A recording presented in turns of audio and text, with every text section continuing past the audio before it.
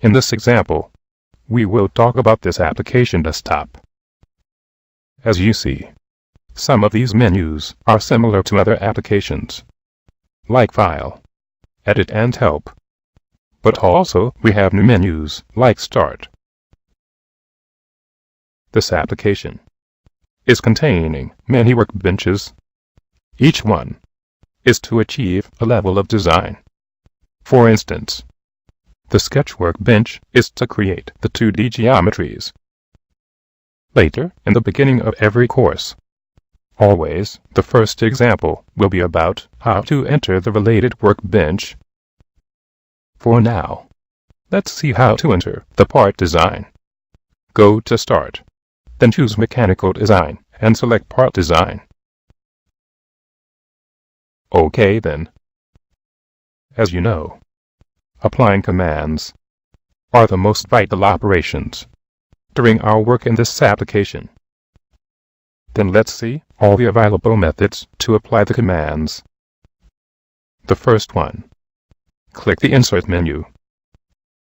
As you see, in this menu we have most of the commands that we need to apply in this workbench. Then let's apply the pad command. OK then. For now, close this window. The second way is to apply the command by writing it directly in the Power Input field, and then press Enter. In fact, during this training course, we will use this method very few times. For now, close this window. OK then. The third way, which is the most professional method, is using the toolbars. Then click Pad command. OK then. Close this dialog box. Now, let's close the Sketch Base Features toolbar. OK then. Let's see how to bring it back.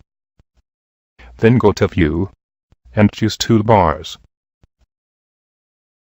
Then select Sketch Base Features.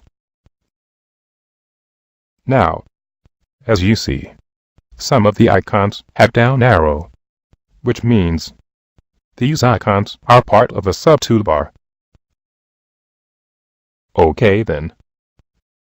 Sometimes you may need a command that does not exist in the present toolbars. Then in this case, you have to bring it up from the commands area. For instance, let's bring the Zoom Area command. Then go to Tools and choose Customize. In the Command tab, select All Commands. Scroll down till you find Zoom Area. Drag and drop it to any toolbar. OK then. You can also do the opposite to get rid of it. Then drag and drop it to the same area. As you see, the icon has disappeared now.